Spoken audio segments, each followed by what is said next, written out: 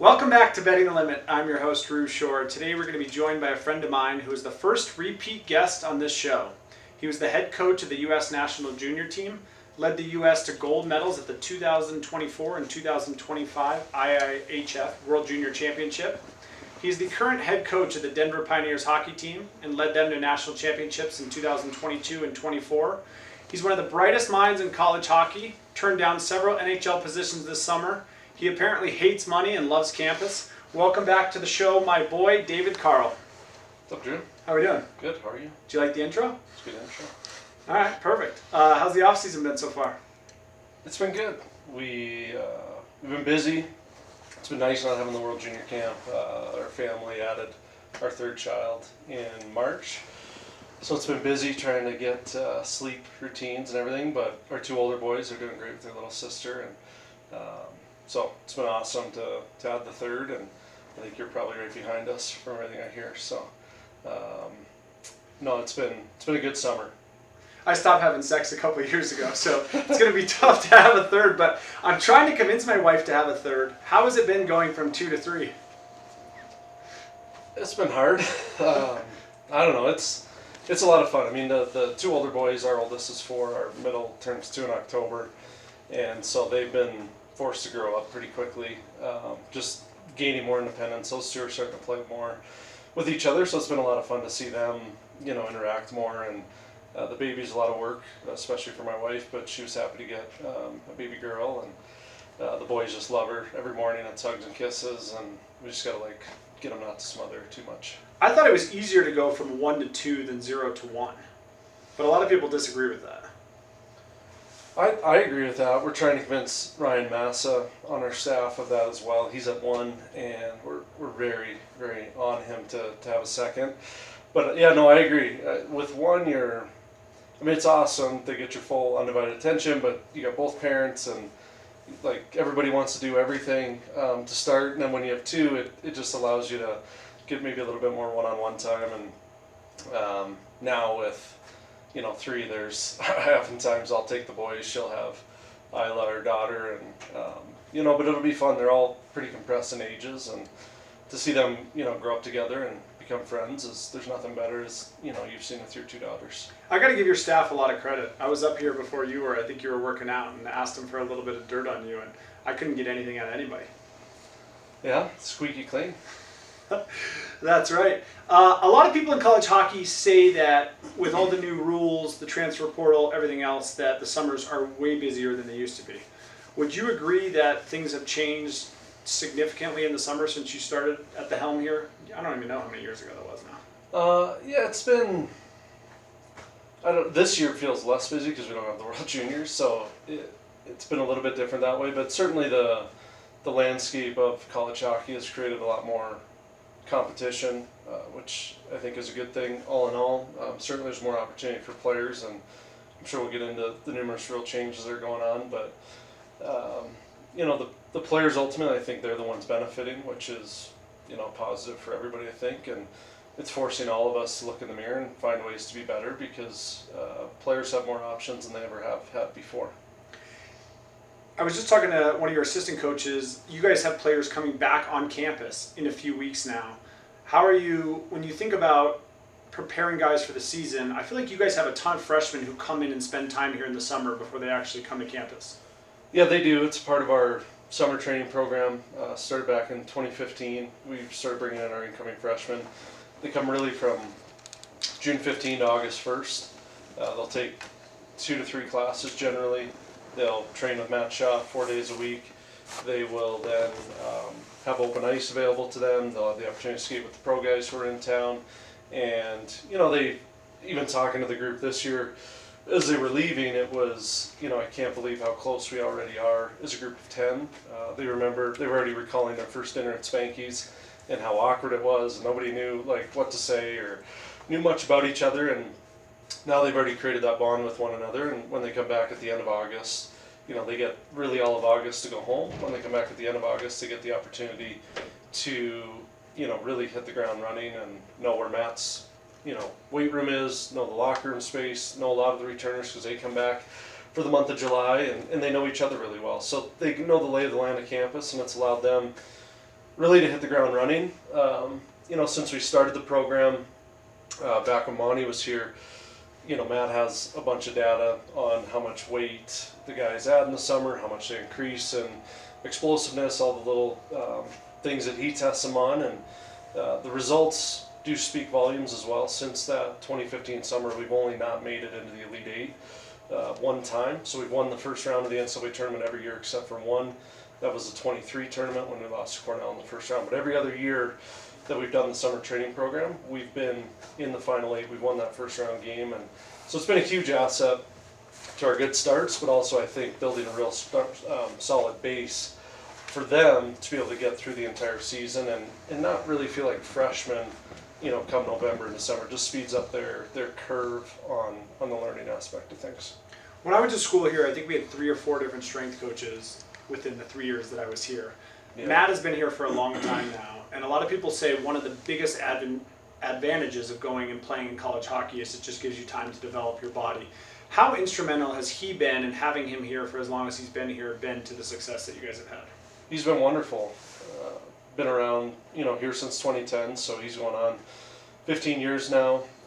Started, in not the role that he's in today, but has really, I think, learned the institution, learned the department at a really high level, and has had the opportunity to take over the Sports Performance Center downstairs. And, each year he's always what I love about Matt is he's always looking for the next thing, but while not losing his foundational values of what he believes makes a really good athlete and a really good hockey player, but he's always looking for ways to help our guys incrementally get better.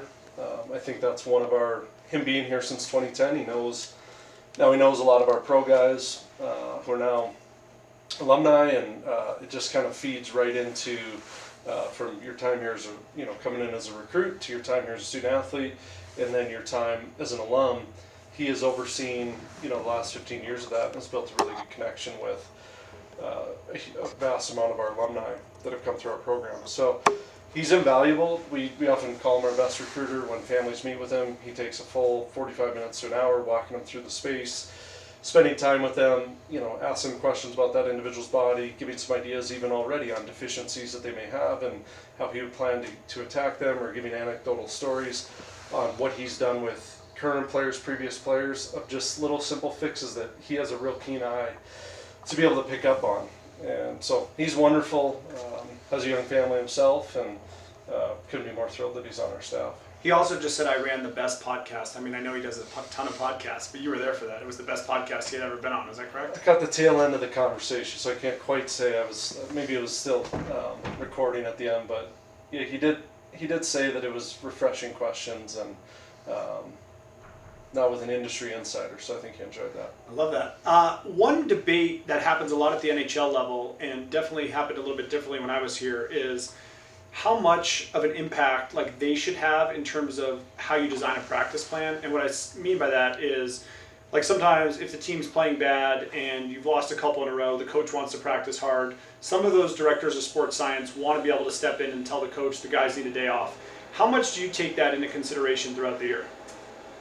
A lot, and I think has been a huge part of our success as well. I mean, our relationship, as I'm sure you talked to Matt about our relationship with Catapult, and how much we use that for information to guide us on what to do next, or to create a plan, whether that's for the week, the month, what have you.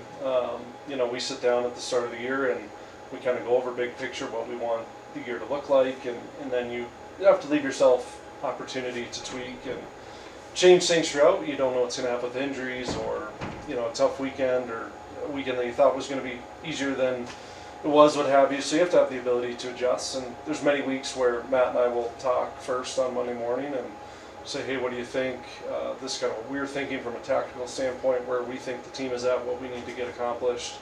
From a mental and physical standpoint on the ice, does that jive with what you're thinking and what you have going on in the weight room? And so he'll send feedback. Let's try and hit this number on Monday, this number on Tuesday, this number on Wednesday, Thursday.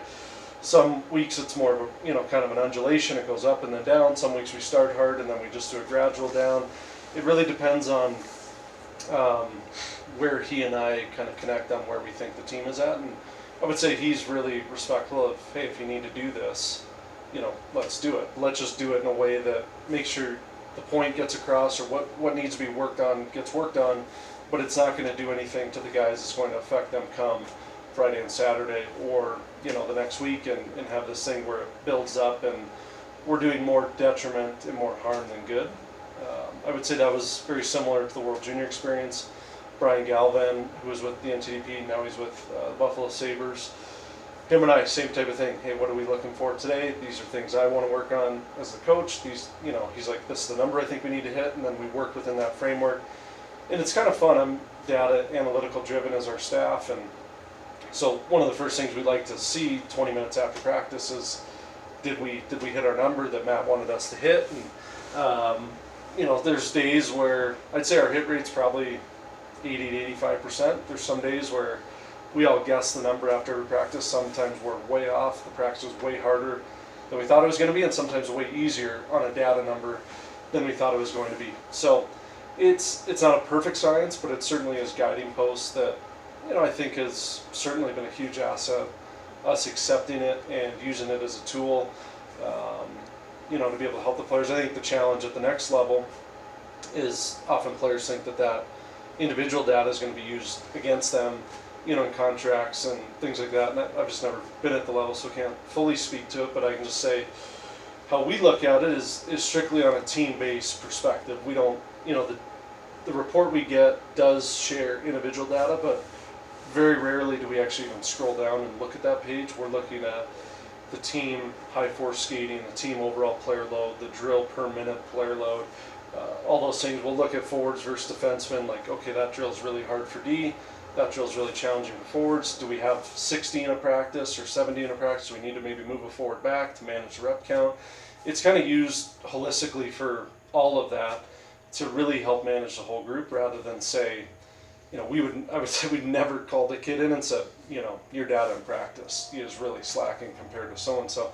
It's not even about that. They're always judged against themselves to how they've been in the past. That's the scores that they get. So it is interesting to look at how a 6'5" guy's numbers are very different than a 5'9" guy's numbers, but they don't get compared against each other within the system. They get compared against themselves on a rolling 20-day average. So it's a wonderful tool that we certainly utilize as much as we can to try and help our team perform the best we can on Friday and Saturdays.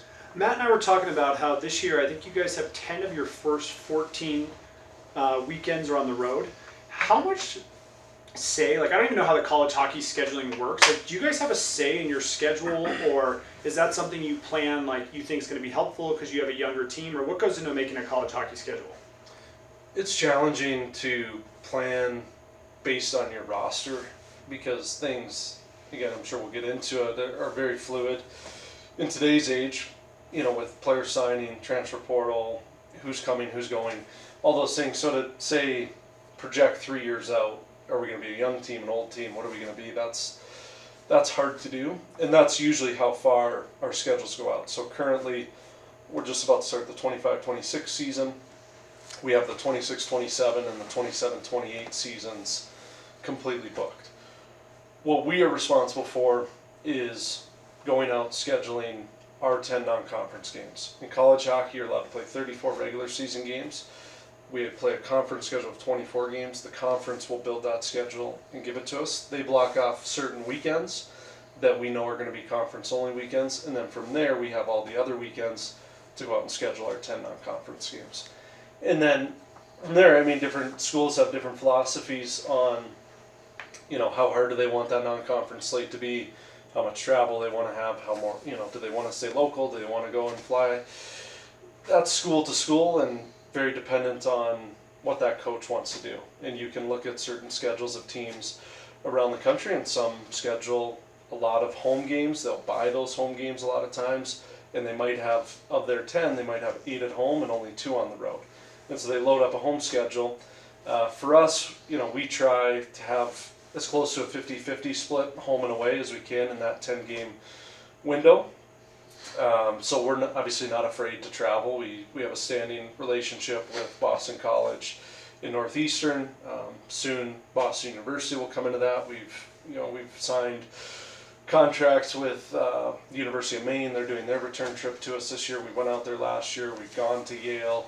We go to the Alaska school. So we're not afraid to travel. I think it's good for us in our program because oftentimes we have to travel for the NCAA tournament. And so our guys get used to having to manage themselves and understand the travel challenges that can come with it. And I think it makes them mentally tougher to be able to go into Springfield or go into Manchester and win 2 games to get to a Frozen Four. So that's a little bit of our process and how we think about it. The other interesting wrinkle is there's opportunities to play what are called exempt games. So this year we're hosting the U.S. Hockey Hall of Fame game down at Ball Arena against the University of Minnesota. On Thanksgiving weekend, we're playing Saturday. That game, the U.S. Hockey Hall of Fame game, is exempt. So next year, instead of 34 games, we can play 35 games. The game still counts, but it allows you to get your game count up. This past year, we went up to Anchorage. When you go play games in Alaska, those 2 games are exempt. So we could play 36 regular season games last year. So we're trying to look for ways we think players want to play. So we try and schedule as many games as we possibly can. That looks like Anchorage a year ago, Hall of Fame game this year. The following year we have we go to Anchorage. The following year we have the Icebreaker tournament, which is another exempt opportunity. So really we found a way over the last, in this 8-year window to play 35 or 36 regular season games every year. And you want to play good teams. You don't want to play, say, 10 rock star games because our league is so challenging. So you're looking for some games in there that your team can learn and grow and make some mistakes potentially and still come out on the right side of it. But generally if you want to be the best, you have to play the best. And so we want to try and have at least half of our games against teams that are, we think have a chance to be top 5, top 10 teams in the country. As it relates to this year, 10 of our first 14 games are on the road. It just kind of happened to fall that way. We're not, when you look at the totality of the schedule, we're not more on the road than we are at home. It's just how it falls. And it so happens we are a young team this year with 10 freshmen. I think it'll be good for them to get out and get on the road early. And after a 3-week training camp at home, generally getting out and being just with each other at a hotel and playing games is a really good experience for them. So I think it sets up well for our team and how we want to build for this year. The preseason rules have changed a lot, I think, since I went here. Like, what are the rules? Like, now you're allowed to start practicing a couple hours a week as you kind of ramp up for the year? Yeah, you're going to quiz my compliance Perfect. knowledge here. Perfect. So you can either, I believe it's September 15th or the first day of class. Whichever comes first, you're allowed to start an 8-hour week, but no more than 4 of those hours can be on the ice. And so, if you were to do a direct 50-50 split, you would have 4 hours in the weight room, 4 hours on the ice. That's how we, generally do it through our training camp. So our classes start always the Monday after Labor Day. I think that's September 8th or 9th this year. So we will get 3 full weeks of training camp where we'll be on the ice 4 times a week for 4 one-hour practices. And then once the game week starts, it goes up to 20 hours. That's a regular in-season week. That includes, so that 20 hours has to get in your practice, your strength conditioning, and your games. We really never, I don't know many teams that would really ever come close to 20 hours. The games take 6, practice another 4, you're not in the weight room for 10 hours. So that's how it ramps up. It's better. When you were in school, I think it was 2 hours a week was all you were allowed. And that went all the way up to the start date, so you really couldn't have your first full week of practice until after that opening weekend of games. So this is way better from a injury prevention standpoint. You can kind of ramp into things rather than like coming out of the gate right into a game. You guys have had a ton of success. I mean, I couldn't even sit down in this office without there being trophies everywhere. But how much do you change the way you guys want to play based on your roster? Like we talked about, you have 10 freshmen coming in this year. Is there anything from like a tactical standpoint or a way you guys want to play? Or is it more like, this is how we play at DU every year, we're going to find a way to win doing it? Yeah, I mean, I think you have to be able to adjust based on your personnel. And, I think year to year, yes, you're doing, some teams are better at certain components of what you want to do than others. And so, yeah, you have to be able to adjust. I think certain teams are, to give examples, I guess, some of our teams have been much better at their puck pressure game, our F3 being a little bit more aggressive. For whatever reason, the last year or two, we've been more comfortable with our F3 being a little bit more passive and letting our 1 and our 2 work a little bit harder to catch people, and letting our F3 put people on pause and not getting beat through the middle of the rink. The World Juniors is another example. Like, we had a D-core our first year where Seamus Casey, Lane Hudson, or Z William was on the ice every second of the game. And so we could do a little bit more, maybe offensively, actively in our O zone than we did this past year. We played a little bit simpler offensive game with the 25 team than we did the 24 team. So yeah, you're always trying to, there's certain ideas and things you certainly want to do, but if your job as a coach, and that's the art of it, is trying to find what your team can really do at a high level and be comfortable doing and still get the results. Are there foundational pieces that are never going to change? I believe so, but you have to find the gray area where there's opportunities to tweak and maximize what your roster is able to do. So with 10 freshmen this year, there'll be a lot of teaching early, obviously, and trying to get them into some of those base foundational things. And each month and week, we'll continue to try and add in different elements to what we do, but it'll be generally pretty simple to start, I would think. Who do you think's a guy on your roster this year that'll surprise a lot of people in the college hockey world? Yeah, that's a good question. I mean, I'm excited to see a lot of our guys. Eric Polkamp and Boston Buckberger, Zeke William left, and so I think those guys, oftentimes from a media perspective, would get a little bit overshadowed. Not right or wrong by any reason. I mean, Zeke takes up a lot of oxygen in a room, and rightly so, but they're two excellent players. They'll have an opportunity, to each, likely run a power play unit, which will be wonderful for them. We had to kind of divvy up ice between the three of them last year, and that was challenging. We need some of our younger D to take steps, and again, you don't replace a Zeke William, you kind of take everybody, and everybody needs to elevate themselves. Up front, a guy who I think worked really hard and did a lot of things the right way last year would be like a Hagen Burrows. Didn't get a ton of opportunity with Jack Devine and Jared Wright, but now both those guys are gone. You have Jay Reeder and Hagen Burrows with really a lot of opportunity on the right side to be able to make a higher impact as sophomores and really, I think, show the development model that we have in many ways. Like Jack Devine had to play behind Bobby Brink for a year, was really beneficial to him, and plays 4 years and ends up being the leading point getter in really our modern era. So there's a few guys that we're excited about for sure, and we need them to elevate and take steps. Let's talk a little bit about recruiting. Like you just said, when you play at Denver, unless you're a superstar player, you might have to come in and play behind certain guys for several years. Is that something that when recruits are coming in, they're finding out where they think they'll be in the lineup right away?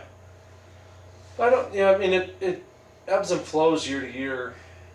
I mean, this year we're going to have 10 freshmen. We're going to need a lot of them to play in key roles right away. So there's the perception of, playing behind guys or what have you. I think it really depends on the year and the year they had, the year of the people coming back. And yeah, so there's unique circumstances at times where, again, Devine comes in and Brink's here at the same time, or Reeder and Burrows come in and Devine's here. But when Bob came in, he had the opportunity to play, in some really big minutes right away. And certainly some of our freshmen will have that opportunity this year as well. So I think they all recognize and understand that there's competition within the room, and we're trying to win hockey games, and we need to recruit really good players in order to do that. And it's not an easy place to play because of the expectations that we have, but I think it makes them all better. And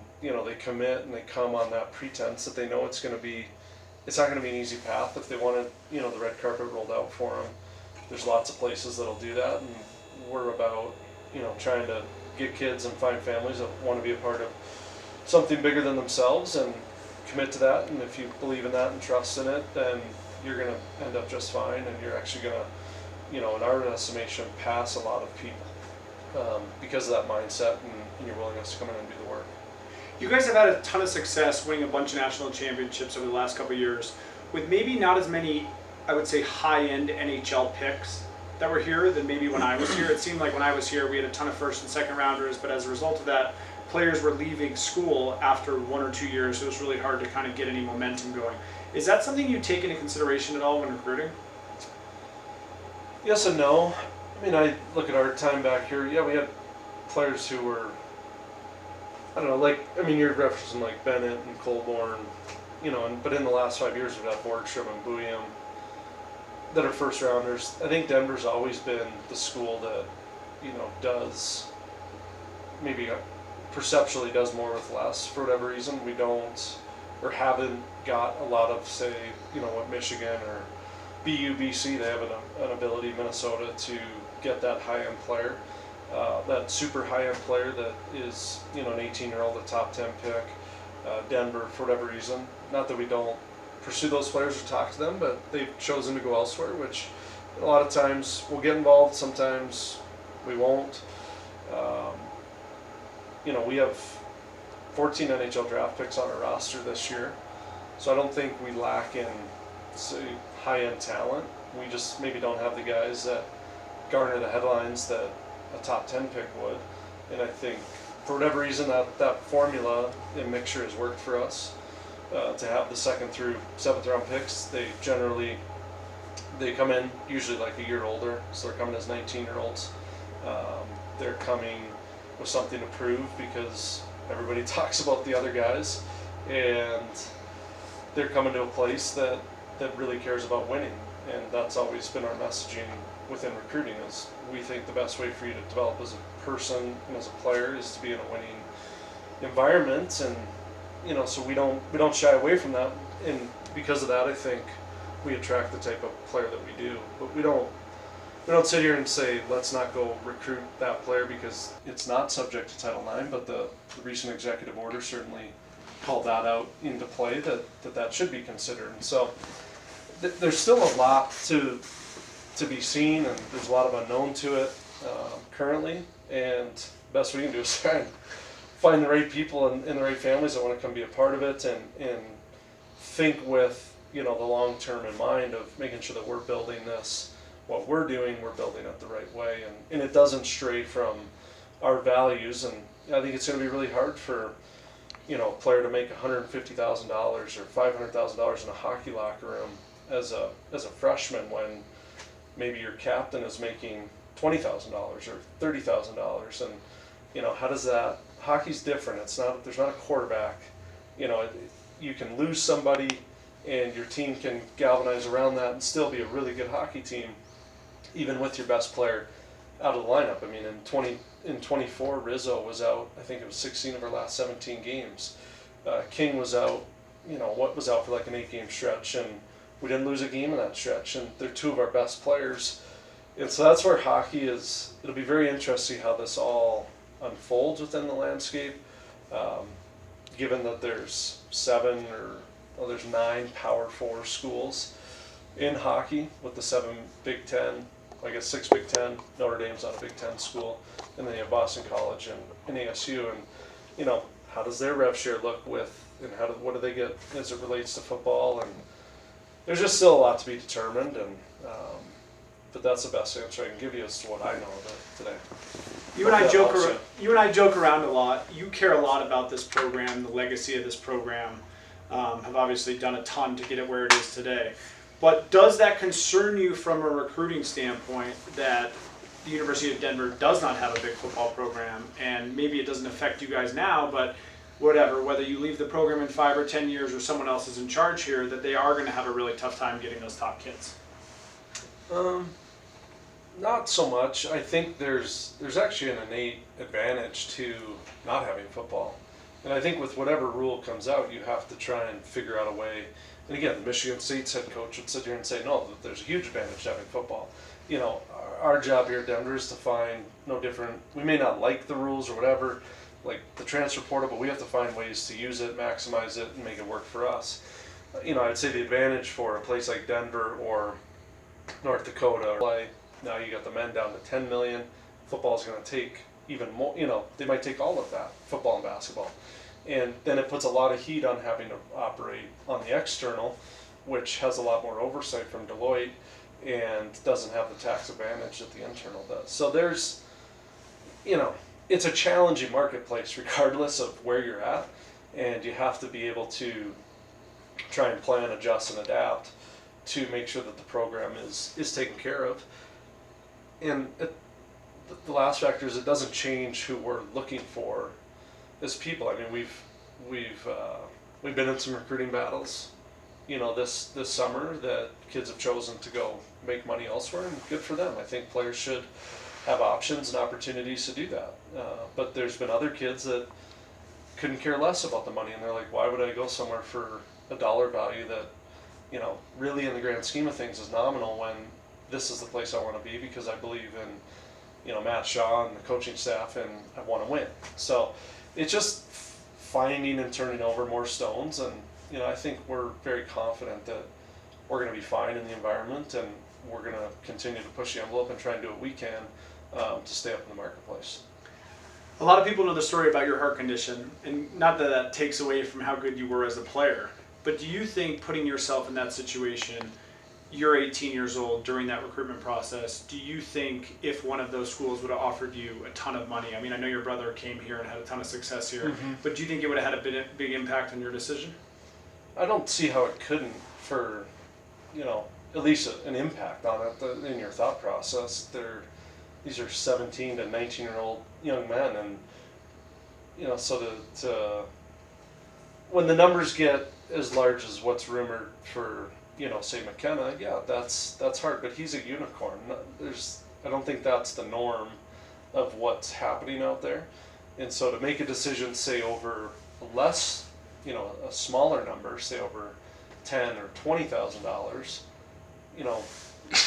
why would you go somewhere that you don't want to go for 10, 20 grand? It really doesn't make sense. So I don't know if the numbers were as large or as perceived as large as they appear to be today for some of like the unicorns, then yeah, maybe, but I wasn't a unicorn, so I wouldn't have been faced with that decision. But I totally respect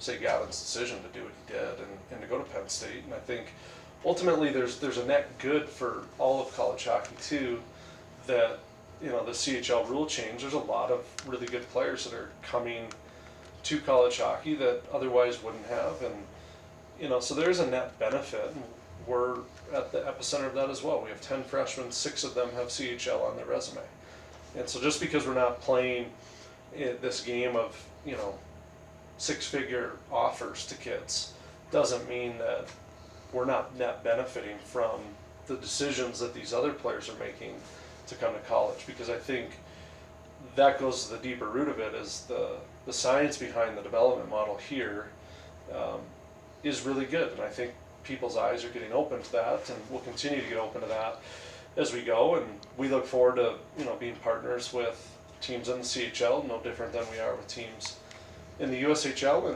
and building good relationships with people that we trust and respect. Yeah, something I just thought about is after my junior season here, like one of the reasons I wanted to sign was to get a signing bonus to like make the money. And so many players leave college hockey early and then go play in the AHL. But I feel like with all of these rule changes and guys' ability to make money in college might actually keep some of those kids in college hockey longer. Potentially, I'm not there. I get the thought process. I'm not there yet that will happen. You hear more about it. You hear more about that in football and basketball, because those leagues are so hard to make it into.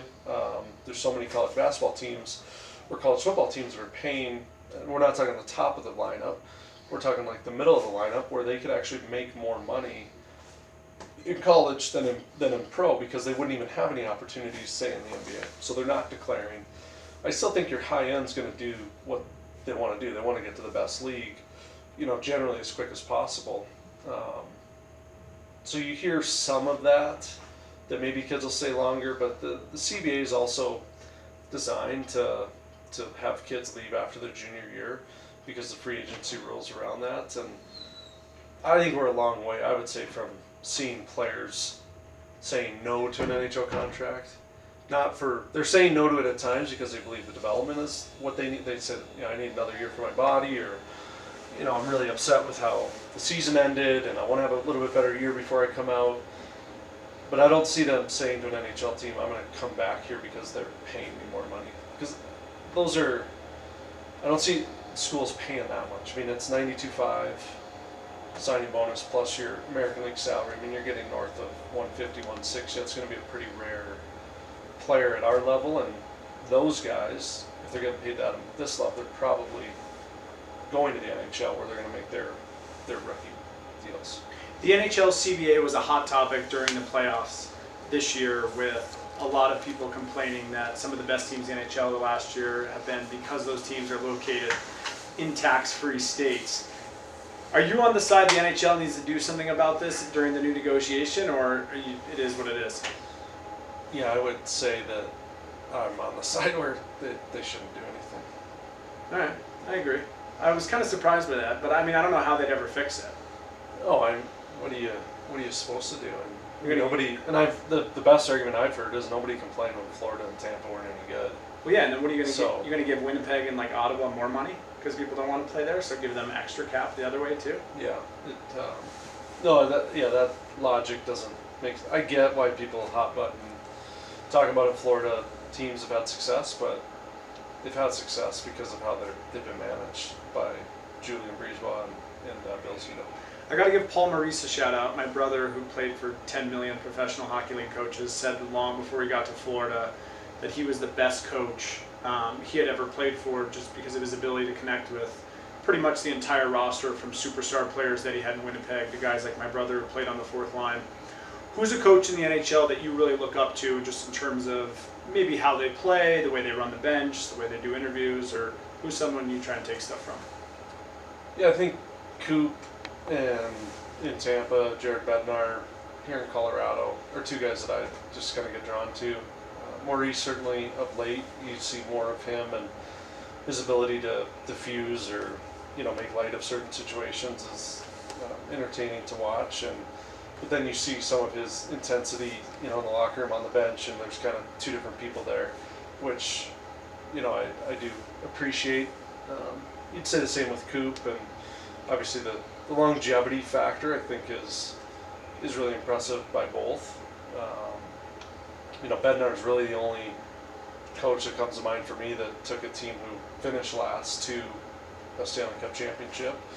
That's really hard to do in today's age with the turnover that happens in the head coaching market. So, and he's just a really good person from Saskatchewan, and has worked for everything all the way up, and just seems like a really humble guy. It's never been changed by any of his success, and so someone I respect in that way. And there's tons of good coaches. I wish they wouldn't get fired as much as they do, but there's lots of guys to look up to that I think are wonderful communicators and stylistically.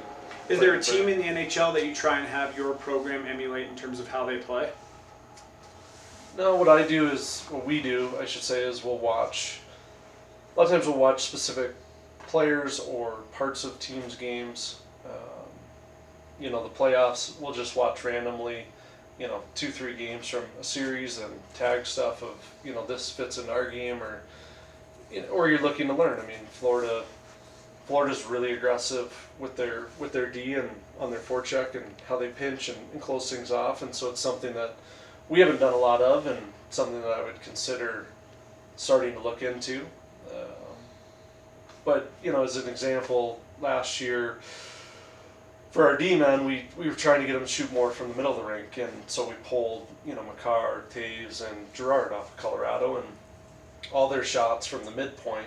You can filter all that via these analytical websites now, and so we pulled all that, showed it to our defensemen, just showed the chaos that is created from midpoint shots versus outside the dot shots, and so you're always just looking for little ways, and is that a thing that they talk about? I mean, we asked Jared, and yeah, it's something they talk a little bit about, but you're not really telling Cale Makar what to do in a lot of circumstances. But it was good for Eric Polkamp, and Buckberger. They started shooting the puck more from the midpoint, and then it generates chances or goals, and now you've kind of got them thinking that way, that can this generate more offense for us? So that's an example of something we use as well when we're looking at specific, parts of people's games, not necessarily one team, in particular.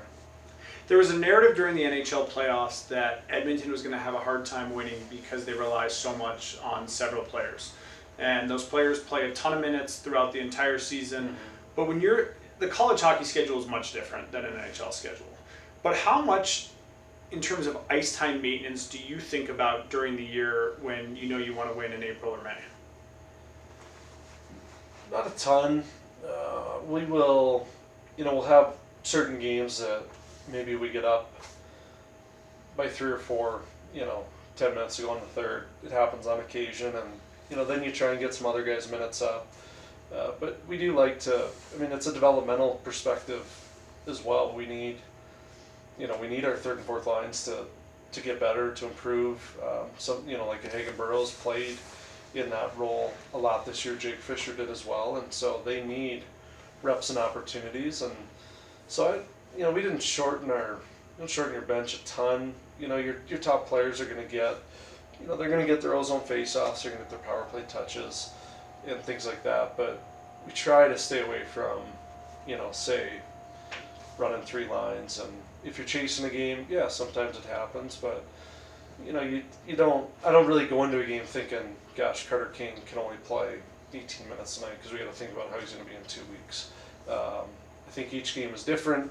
You have this idea of what it's going to be like, and the game is beautiful in a way that it is unscripted, and certain things happen. And now maybe Carter King takes 5-minute major and he's out of the game 3 minutes in, and it's like, okay, your whole plan goes to junk, and you've got to adjust and adapt on the fly. And then that's when you get to see certain guys step up, like in 24 when King and Rizzo were out. Burroughs played the middle of the rink. Like we had to try different things, and guys got different opportunities to step in. So I don't think it's any different when thinking about ice time. What about on the penalty kill during the regular season? Like there's certain teams in the NHL you see now that will put like their top offensive guys, have them penalty kill first face-off out every time, and then it seems like other teams in the league really kind of have defined guys who maybe play lower in the lineup and try and ease the minutes of those top guys. Probably depends on your personnel. If you have guys in the bottom of your lineup that are elite penalty killers, you're going to use them. If you don't, you're sitting there as a coach, well, do I put my smartest player on the ice, or do I put a not as smart player that can't kill either? So that's I think the dilemma that you're stuck with. We generally, I would say, try to not give, but we try and carve out roles for everyone to be able to hang their hat on something at the end of the day and keep them involved, whether it's power play or penalty kill. You have at least at the college level, you have a few guys that do both, and you might have 1 or 2 guys that do neither. And it is hard for that guy or those 2 guys to be able to get into games. And so there's a benefit, to playing your best players in those moments, but you're also, the depth of your team is getting affected, because you might have, second period, there might be 4 penalties. That's 8 minutes of the period that, that player isn't doing either, because McDavid's doing both, or whatever example you want to use, of the top player. And, it's hard for that player to stay in the game and find a rhythm. So I think it's a good way to try and get people involved. And again, generally, at the end of the day, people want something to feel valued for, and they want to help a team win. And so if you give them that opportunity to build a role and an identity through penalty killing, I think generally they're pretty open to it. Some teams in the NHL over the playoffs, it happened in Boston a couple years ago, have tried to go with kind of this 1A and 1B goalie system, where other teams have just thought, spend a bunch of money on one guy, he's your guy, find someone else who can fill in however many nights he wants to play. You think it's possible to win either at the collegiate or NHL level with a 1A, 1B system, or you think you need to have one guy? Yeah, our last 3 championships was won with a true number 1. 4 and 05, I'm pretty sure Guaz split those guys the whole way through. Up until the end, he ran with, it was Burkle and Fisher all the way through, and then Burkle got the NCAA tournament or got a lot of the games down the stretch, and then Menino and Fisher, for sure on the 05 team, split a lot. They even split in the NCAA tournament. They didn't go fully to Menino until the Frozen Four weekend because Fish played in one of the two regional games. So it's possible, certainly. I think it's challenging. Edmonton's had to use both goalies the last couple of years. Worked for him to get to the finals, and it's given Skinner a break. Obviously, Florida's the opposite with Bobrovsky, Tampa with Vasilevsky. Colorado had Kemper as their number one. So in the playoffs, it's interesting that they go 1A, 1B throughout the regular season. In the playoffs, they're picking a guy. I don't know. I haven't been at the level, so it's hard to fully opine on it. But I think either can work. Kind of comes down to cap management, what the team wants to do, how much they want to spend on the certain position. But you got a Bob, he's worth every penny of $10 million, probably more, to be able to do what he does. But it's funny because I don't know if you remember this, but that was rated one of the top 5 worst contracts in the NHL for the first 2 or 3 years ago. 2 or 3 years of it. Mm-hmm. It's funny how the narrative shifts. Yeah, winning usually cures those things. Winning does cure everything. You've won basically everything you can win at a non-professional level. Let's shift a little bit to World Juniors. You guys won back-to-back. How cool of an experience was that? It was awesome. Great opportunity to represent country, and you had a chance to do it as a player. It's really a wonderful opportunity experience to be able to do, and we had great kids to work with, really good players, but Zeev was the only player that I knew personally going into it, and so to be around those guys, that 04 group, really, really nice kids and super competitive and very much wanted to win, which made it, as a coach, that's really enjoyable to be around. They want to do whatever it takes to win. And, we went into the Sweden tournament. I think we had a losing record in Sweden. We never finished higher than 5th or 6th in that country. And, those guys really took it to heart and came together as a group. Rucker McGuirty did a great job as our captain, along with that whole 04 group. And what I've loved most about being a part of it is those players, they want to be in the big moments. They want to play. They wanted Sweden in the gold medal game. They wouldn't have had it any other way in that type of environment. And then you go to the next year, we get the opportunity to play in Canada. And the 05 group, they had won the U18s, they'd won the U20s already, and they really had an opportunity to cement themselves as the truthfully greatest amateur berth here USA hockey scene, and came in with a real chip on their shoulder and weren't satisfied. And same type of thing, they wanted the big game and the big opponent. They really enjoyed that challenge. So it's a great event to work with and coach against so many high caliber players on your bench, but on the other side, and pushes you and makes you learn a lot as a coach. You're forced to think of the game different ways, and get put in really unique and different situations. So I enjoyed it a lot. You guys won, so I was happy, but I was shocked when I turned on the start of overtime and it was 3-on-3. I just assumed that's correct, right? I thought it was going to be like the playoffs, like 5-on-5. Was that something that you thought should have been 3-on-3, or do you think it should have been 5-on-5? Well, you used to go to a shootout after a while. I think they used to play a 5 or 10 minute 3-on-3 overtime, then we'd go to a shootout. So we won Troy Terry's year, I think it was 2017. He scored at the shootout. They won, I believe, the semifinal and the gold medal game in a shootout. He scored in both of them. He scored 3 goals against the Russians, I think, to get to the gold medal game, and then they beat Canada in the gold medal game, and he scored in that to win it. So yeah, IHF's a little bit different than every other hockey body in the world, and it's the rules that they set, and I think it is good that at least it's sudden death now. So it used to be, I think, the 5-10 minutes go to shootout. Now it's full 20-minute period until you get a winner, and it actually went on pretty long. It was like 8 or 9 minutes until Stika. There were a ton of breakaways. Yeah, there was. There's chances both ways, and nerve-wracking for the coaches and the fans, but I think entertaining, probably one of the more entertaining 3-on-3s. Because I think sometimes the NHL 3-on-3s get a little stagnant and boring, to be quite honest now, that they're only 5 minutes. I'd like to see them, and I know they've talked about it, expanding it to 7, 8, 10 minutes, just to open it up, have to use your bench. Guys get maybe a little bit more tired. It might open it up to more back and forth. I thought that game had a lot of that in the 3-on-3.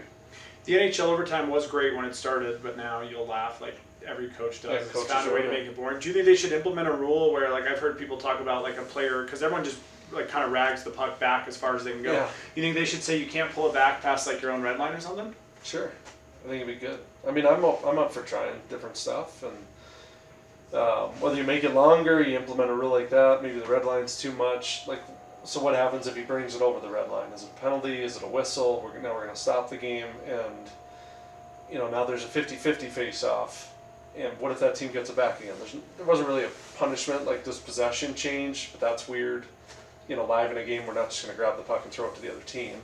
So there's different mechanisms that are interesting. I mean, I like the second period change. I think that certainly helps. But yeah, coaches certainly can get in the way of it, for sure. One of your assistant coaches on your staff was quoted after this tournament saying you were the best person they had ever seen deal with high-end players. And I'm sure there's people on the outside who think... Who said that? One of your assistant coaches. At the World Juniors? At the World Juniors, yes. And I thought that was obviously a pretty cool quote. But what do you think has enabled you to have that success with those super high-end players at the tournament who, like you said, you don't really have any familiarity with them? I'm not really sure. Probably be better asking them, but I think I just try and be myself. And one of the things I heard was like just the teaching element, the fact that sit down and watch video with guys, and not just the bottom of the lineup, but the top of the lineup. And we do one-on-one film, in the summer showcase and the December showcase in the tournament, and try and just teach and give them opportunities to speak, because I think, and again, we're all guilty of it as coaches. Your best players, sometimes you just assume that they know everything and have it figured out, and so they don't get coached quite as much. And so I don't know if that's a part of it. And obviously, winning makes everybody look good, and so I mean, if we had won 2 bronze medals, or won a medal and not won a medal in the other year, I don't know if anyone would say that, but the reality is we had great teams, and being around them, winning is everyone's always happier when you win. So you get the opportunity to watch video or show things that are more positive than negative, and that makes everybody more likable. And so I don't know, I think it's probably just the communication side of it is, and probably the desire to win at all costs, to think about what gives our team the best chance to win. I think players appreciate that, and at Denver and at the World Juniors. I thought that was a good point, because I feel like you said a lot of those players, I feel like the star players actually want to be coached more. But I feel like a lot of times at the programs that they play at, that's probably not the case. Like you said, it's more bottom half of the line driven. Yeah, and talking to a really good player can be a little intimidating sometimes too, even for a coach. And so I can factor into people's mindsets probably, or coaches' mindsets of, what am I going to tell, what am I going to tell Gavin McKenna that he doesn't already know? But Gavin needs to get coached, and probably wants to be coached and held to a standard, so that he can get himself prepared to play in the NHL next fall. And that was kind of my mindset going into it, is I try and treat these guys like anybody else, and I enjoyed feedback as a player, and whether it was positive or negative, and as long as it was delivered in a truthful and honest and respectful way, I think these kids want to get better. They want to understand what they're doing and how it impacts the outcomes of the game, whether for the team, but also for themselves. And so I think it's just creating that partnership and that buy-in that's really, really important, to have that high level of communication with all your players, but certainly your star players. You're a guy who's always trying to push the game of hockey forward. How do you think you've evolved since you first took over as coach at DU? Like, if you had to say one thing that you would say you're way better at now than you were when you started, what would it be? Probably time management comes to mind. I think I can, and kids force you into that. Ferg always joked to me, he goes, you're going to wonder what you did with all your free time after you have a kid. And that's been, I don't really know what I did with all my free time, to be honest. But watched a lot of TV. But I'm thankful that I don't have hardly any free time anymore, because it's either I'm being a dad, or I'm thinking about our team here and how can we make things better. And so I don't know, that would be probably for me the biggest thing is, I used to get here at some mornings 5:30, 6 in the morning and start watching all the video. I do a much better job delegating now. I see things probably quicker. I don't need to maybe see 4 periods of a team. 2 periods is probably enough now to be able to kind of capture what I think we need to do to counter what they're doing. So just getting more efficient, and that's reps and confidence. And at the time I got the job, I was 28. I didn't have any kids. I just got married, and I had a lot of free time on my hands to be able to come in and just dive into the work. And now I think I have an ability to maybe do a little bit more with my time and not have certain parts of our program lack or take a step back. You're not going to like this question because you don't like when I ask you about this, but here we go. It's inevitable what do you think you need to work on over the next year, 2, 3, 5 years, however long you're here, so when you do eventually step into an NHL coaching position, you're able to have a ton of success? I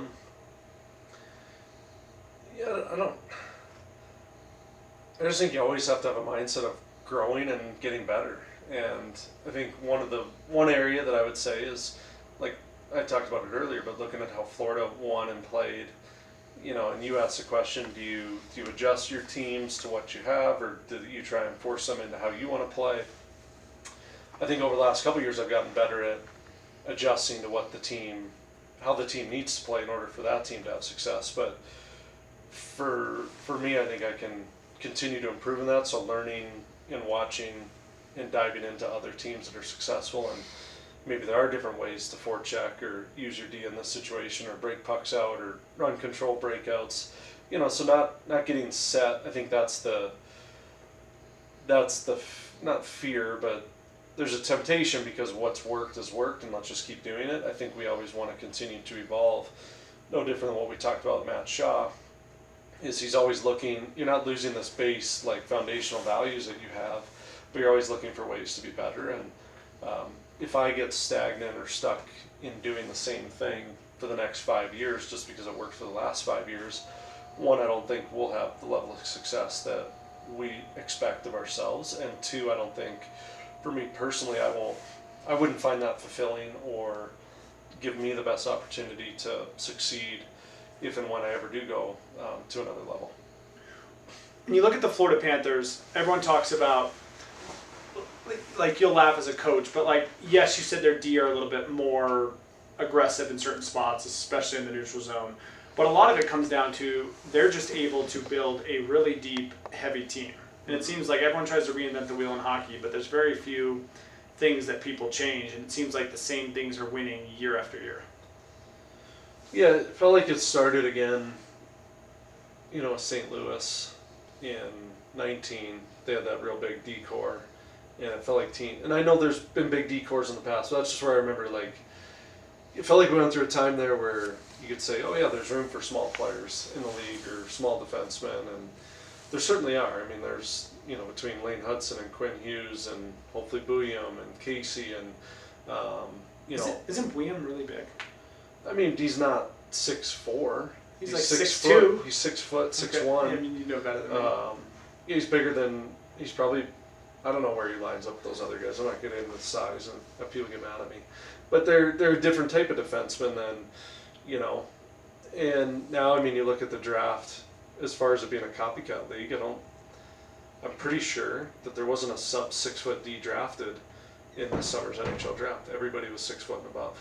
And, I know of teams that have internal, Bouillon was a no draft for some teams because he wasn't above 6'3". Some teams have an internal that can't be real. barometer. 100% it is. A no draft? Yes, if you're sub a certain level, teams will implement that.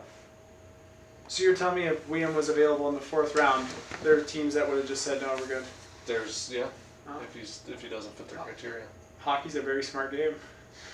Yeah, I'm shocked he went at 12, so. He was supposed to be a top 10 pick, wasn't he? He should have went second. One thing you've been on record is you've been a very big proponent of college hockey making a couple changes. If college hockey could make one change to propel the game forward today, what would it be?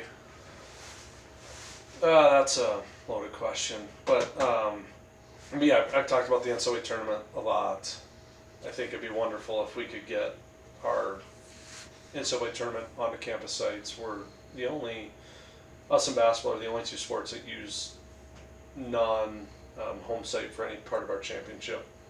Even football has gone on home site, and I think we should be doing the same. There's like 25 new buildings since the year 2000. The amount of money that schools, donors are pumping into these facilities, they should have the opportunity to see them being used at the most important time of the year. Over the last, I think it's 10 years, there would have been 30 schools that would have hosted in the first round if the top 8 got to host the bottom 8. So that's the model I believe in, is you make it from a 2-week tournament to a 3-week tournament. Week 1, top 8 hosts the bottom 8 over a 3-4 day stretch. And then the remaining top 4 hosts the remaining bottom 4 in week 2, where we currently have a bye week. At campus sites again, at the higher seed, just single elimination, first and second round, and then you go to your Frozen Four. I think from an eyeballs perspective, local fan base perspective, it would do a lot to drive the game in an environment where, we talk about rev share dollars and bringing more money to the internal. I think it would only help grow and build programs. And I think if you look at the student athlete experience, they don't want to be going to Springfield and playing in front of 2,500 people. They'd rather play at Yost or Providence in front of 5,000, 6,000. We have some smaller buildings in college hockey, but we have a lot of buildings that are larger than the facilities that the regionals are at. So I think it's probably the dumbest thing that we do in our sport, and we've got some people who want to cling to it for whatever reason. And for us at Denver, I care about changing it because I care about the growth of our game, but the reality is we've won the most in this model, and I don't really care if we move forward with it because we'll find a way to succeed in it. But I just think we're doing ourselves a real disservice when we're playing our most exciting games in empty buildings generally, and it's just not a great fan experience or student athlete experience for our kids. Yeah, those are brutal. I remember a couple of ours were in like Manchester and Green Bay, Albany, Manchester. They're not college hockey markets, and we host the next 2 years in Loveland. If we're not in Loveland, it's not going to be a very good environment. So if we don't make the NCAA tournament, it's going to be played in front of nobody. And so if you guys make it though this year, the next 2 years, we host in Loveland. In Loveland. Yeah. Oh, that's great. Where we were. I was there a couple of years ago. Yeah, it's a great building when we're in it. But if you're not there, no one's going. Yeah, but when the other regional semifinal, there wasn't a lot of people there. But when us and Lowell played against each other, it was sold out. When us and Duluth played each other, it was sold out. And so you can get really good atmospheres in the current environment, but things have to work out. Things have to work out, and then also it just so happened we were the 1 seed in Loveland, so nobody really cared all that much. But if we were the 4 seed and we had this pathway through Loveland to be able to have a home crowd, only have to bus up an hour and a half, that's not fair either. And that's happened numerous times. I mean, in 24 we had to go to Springfield and play UMass. They were the 4 seed.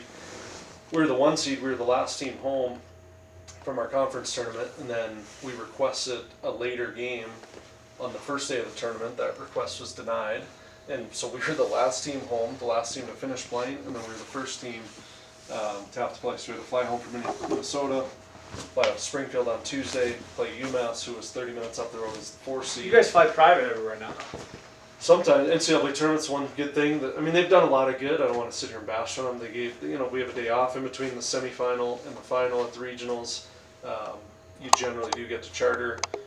They'll pay for that to all NCAA tournament games. So they've upped their experience in a lot of ways. I just think that we need to continue to look at how do we evolve and get better. So there's lots of people talking about it a little bit more now than there was a couple of years ago, and hopefully we can facilitate some level of change. If not, we'll just keep doing our thing. You've coached some big games during your career, but there's an upcoming game here at Magnus, which you've kind of been on the fence. I've heard you're coaching, I've heard you're not coaching. Somehow I got nominated to be in charge of not only building this roster, but winning the game. Davis is laughing. Are you coaching the game? Can people expect to see you behind the bench in the game?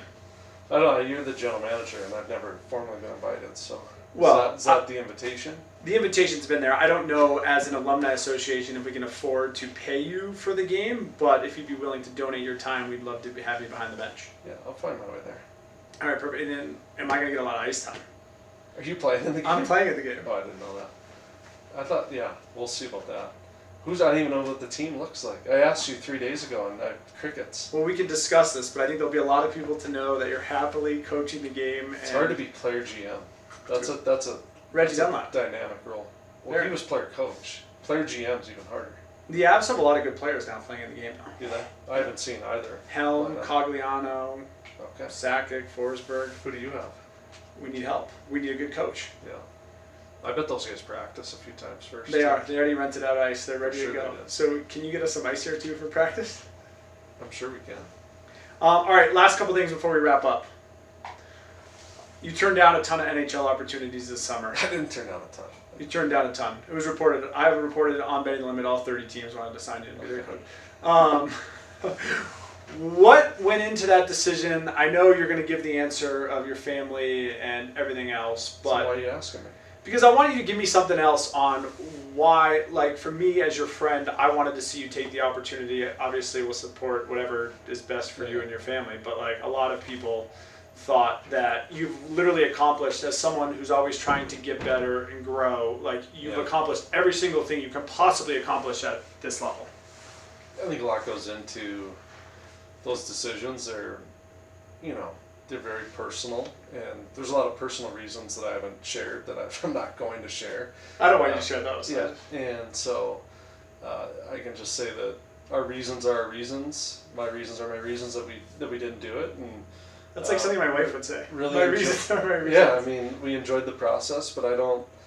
I think everybody thinks they know what I'm gonna do, and this comes up a lot in recruiting conversations, and the actions hopefully speak a lot louder than other people's words. And we've got things to continue to do here at Denver, and I'm in no rush to leave. It's a wonderful place. Just signed an extension here this summer, and it's a great place for my family. Everybody knows how young my family is, and we've hit on it a few times, but the changeover and the turnover at the NHL level is pretty extreme. It's more than any other league in the world, and